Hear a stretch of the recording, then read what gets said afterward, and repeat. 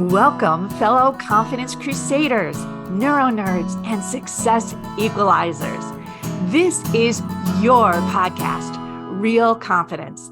I'm your host, Alyssa DeVere, and I'll be sharing a bit of basic brain science, some surprising social secrets, and a touch of tough love.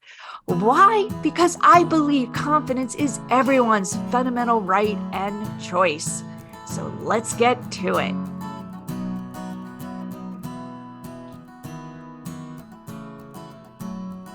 Overthinking. Come on, I do it all the time. I'm a confidence guru and it's something I do. So I can't wait to get Betsy Holmberg's take on, is it good? Is it bad? What do we do with it? How do we make it more productive? Betsy, welcome to today's podcast. It is so great to be here, Alyssa. You have such positive energy. I can't wait to dive into this topic. So why don't we get some lowdown? What is overthinking? Okay, overthinking are all of those thoughts that absolutely disrupt your life. So whether it is 2 a.m. in the morning, or whether you're driving, or whether you're hanging out with a group of people, but you're inside your head and you're not really paying attention to anything going on around you, that's overthinking. So not being present with things outside world, really focused on what's happening inside. Yeah. Mm-hmm. Yes. Is it bad? Yes. Why? Here's the deal. It was not bad 100,000 years ago, and it is really not effective and adaptive for us now. So what the neuroscience is now showing is that this overthinking comes from a more primitive thought network that we didn't even know existed. It's called the default mode network, and it sits deeper in the brain, which means it evolved earlier than our primary thought network, which is called the central executive network. Now, this sits on the very outside of the brain, which means it is the most sophisticated, the thing that has made us the society we are today. But this default mode network evolved at a time where the most important thing for a human was to stay in their clan. And so it is number one, the big aha is this thing is automatic. So it talks to you rather than you directing it. And some people are like, that's ridiculous. This is me. Like, these are my insecurities, my feelings. This is all the stuff I'm worried about. But have you ever had a song that just keeps playing in your head and like you can't stop it? This is automatic. Like, memories that just pop up out of nowhere, and you're like, why did that just happen? Because this network runs on its own, and it's like the stress system. So it's constantly monitoring the world, comparing you to everyone else, seeing what it needs for safety. And so it was great back then when we had a clan of 150 people, but can absolutely drive us nuts nowadays. And this is the thing that is overthinking for us. So that is the big break I want you and all of your audience to get, is like, this voice is not you. It is a primitive, automatic thought network that is harping on you all the time, and you don't really have to listen to it anymore. Okay, fellow neuro nerds, are we lucky that Betsy's in the house? What, so, you just, there's so many questions floating through my head. So overthinking, when you said it's like this thing that's happening in the background, trying to keep us safe. Is it the same? There's a couple nuances here. Is it the same as rumination, where like I do that? I think when I said I do a lot of overthinking, there's something that, like a puzzle or something that I'm trying to solve, or a new title for a podcast, or a new title for a book or something, and I ruminate because I want to get it right. Is that the same thing? Yes and no. So rumination is a great thing to bring up because that is one of those key like gateways to depression and anxiety and everything else. So the more we ruminate, aka go over something over and over and over and over again, the more we lead into depression. And that's actually what they show in the neuroscience as well, as fMRI studies of individuals with major depressive disorder and the major anxiety disorders have a very strong, functionally strong connected DMN. and a weak central executive network. So their automatic thoughts are very strong and dominant, and then their CEN can't really get a word in edgewise, which is so interesting. Now, the rumination you were talking about, like trying to get that book title right, there's another piece of this, which is the creativity side. And this is when people say, like, oh, I just had this idea that popped into my head, and it's creative and it's different. Interestingly, that is also the DMN, but it connects to the CEN. It's the one time when the CEN and the DMN work together. It's Yay. like, yeah, and it's like the CEN pulls that one thought, like, whoa, that was cool. That was a cool automatic thought. And they pull it out of the mire of your DMN, and then they play with it and you focus on it because CEN thoughts are those you choose. So if you're choosing to think and think and think on your book title, that's actually the CEN. Oh, thank goodness. I was like, I'm a candidate for real depression because I think about stuff like that all the time. All right, so that kind of rumination, is there a better word for it? Is it's like it's tenacious, Brainstorming? right? Well, it's this tenacious need to want to find and fix the perfect puzzle, whatever that might be. Sometimes it's like, even here I'm confessing as always, maybe it's like what's going to be the perfect outfit for that event or that day, and I'll be like, and it's a puzzle, but it's not like I don't think it's like a depressive obsession thing. It's more like I just got to figure this thing out, and it is a choice. It's always a choice that I go there. That sounds almost more like a hyper focus, Ah, like a solving hyper focus that yeah. you are choosing that. And I think a really good rule of thumb everyone can use for this is that if you're having positive associations with that thought and whatever you're doing, then that's not the DMN. The DMN is a 100% fear-based system. So if it were picking out an outfit, it would say, well, what is everyone else wearing? Okay, now it's flowy dress season with jean jackets. I need to be in a flowy dress and jean jacket. Otherwise, I'm not fitting in. And it's that cyclical, like, won't stop, but comparing you to everyone else and trying to get you to fit in kind of voice. Okay, that's a good differentiation. So let me throw another word that I'm like thinking it's very in this mire, which is inner critic. Yes. That is actually in the title. So I have a book coming out June 1st. It's called Unkind Mind, and it is how to stop your inner critic for good. So that's exactly what it is, Alyssa. So we hear that a lot in the Confidence Institute, people and their inner critic, and they're always trying to battle it, quiet it, whatever the word is. Should we be, stifling that? Is there any, again, bright side to the fact that your inner critic's trying to keep you safe, so ignoring her, him, or they, I'm not sure, I'm not convinced is in our best interest, but we certainly have to manage it, correct?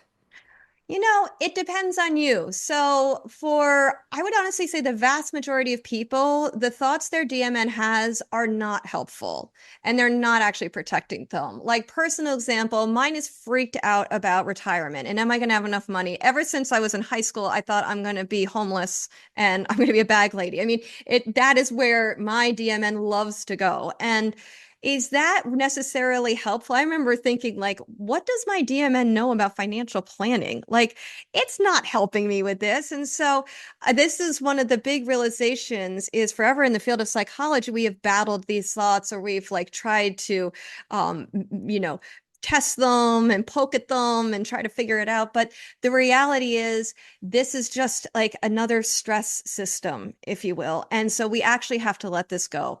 It's also automatic. You can't help these thoughts and you can't help the things that it says. And so the more we can recognize that it's the DMN, it's not me, and then not make meaning out of what it says, and then let them go, the better. And there are many different ways people choose to do this. For example, one is just entering into your CEN. So if you focus on something, anything, it could be this conversation, it could be the color of the sky, it could be a book. As long as you're focused, you are out of your default mode. You're out of the DMN. So just any sort of redirect you can do is great. But for Yeah, other people, like if you're really tired or if you're stressed, you're not going to be able to stop the DMN because it is so integrated into the stress system. And you know how, like, when you're stressed, digestion stops and reproduction stops, like you shut down those ulterior systems.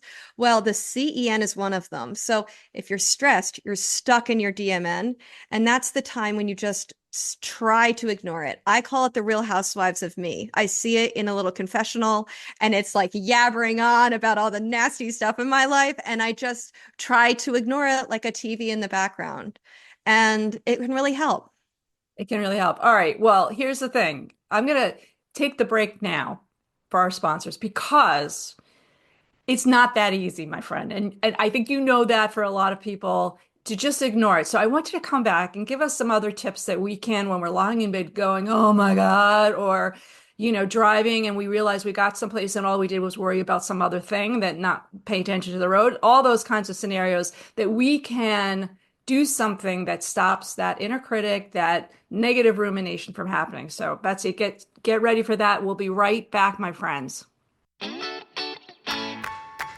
This podcast was sponsored by the American Confidence Institute. ACI uses basic brain science to teach you not what, but how to think with more confidence.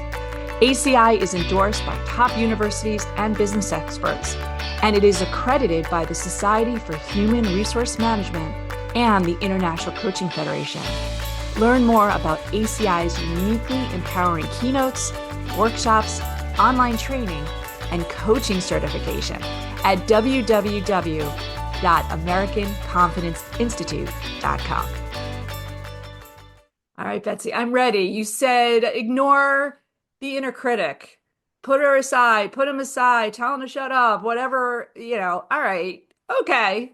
Now talk to me for real. Because that may not work for everyone. I have a feeling it may not work for me at those stressful times, particularly like you said, when I'm tired or otherwise just, overwhelmed. What else can I do to keep her at bay? Few different things. So, telling a friend can really help. And what you're doing is you're giving your DMN a clan experience. So, you're engaging with someone else. And forever, we have used our clans and our friends and our family to kind of gut check what the DMN is saying. So, you say, I'm feeling really insecure about going into this presentation. And then your coworker friend will be like, you've got this. You've been working forever. Like, you're so good when you present. And it's having that checks and balances for the DMN that can be really helpful and giving it that clan experience. That's one thing.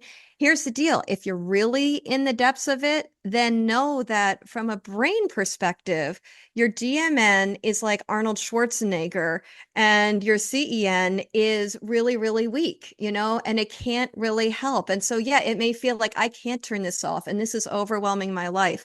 And that's times when medication can help. So, SSRIs, the antidepressants, they actually reduce functional connectivity in the DMN and they give you a little relief. Oh, And so that's part of why they help start to balance those systems and help people. And so I know that, some people still feel a stigma around this stuff. And that's where I'm hoping the brain science can help them see absolutely do not have a stigma around this because it's like a personal trainer. Going to therapy can help. That's another clan type of experience. So there are lots of different things we can do. excellent, excellent. And I don't usually put a plug for it, but our coaching program that we do is actually built around everything you just said, where it's an interrupt to the whole, rumination process of somebody not feeling confident about something and saying, okay, what are you going to do about it? Right. And not so abrupt, but for what it's worth, I think coaching with the right people and the right methodology can be very great. I love all those suggestions. I think that your book is something that I can't wait to get my hands on. So if somebody else also who doesn't have a direct connect to you, like I do now, yay, neuro nerd, best friend forever. How does somebody reach you best and get some more information about you and from you? Yes, wonderful. Well, please feel free to follow me on Instagram. I'm not great at it. I'm not good at posting, like just honestly, but feel free to DM me there. You'll be able to see what's going on. But you'll be able to connect with me for sure. Or my website, which is betsyholmberg.com. Instagram is Betsy Holmberg as well. Yeah, and please do go out and check out the book. It's got a ton more information on this, and it's called Unkind Mind. Brilliant idea, name. Next time I have a title issue, I think I'm calling you, just so you know. It was the publisher that came up with it. It Brilliant. is so good. It is not me. It's awesome. It's wonderful. And I'm going to grab a copy as soon as we hang up here. But for me and all the other folks that just got so much good information and hopefully a little bit better sleep going forward, thank you so much. You're so welcome. Great to be here.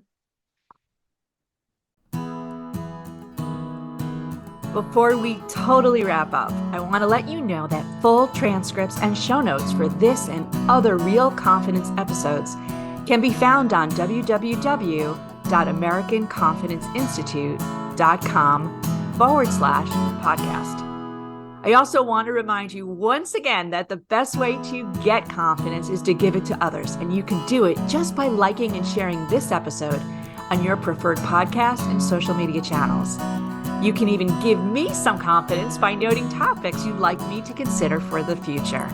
So for now, this is Alyssa DeVere. Thank you for helping to bring more confidence to the world. Master editing done by Ben Weinstein with original music performed and composed by Jeff Mitchell. Real Confidence is a production of American Confidence Institute. All rights reserved.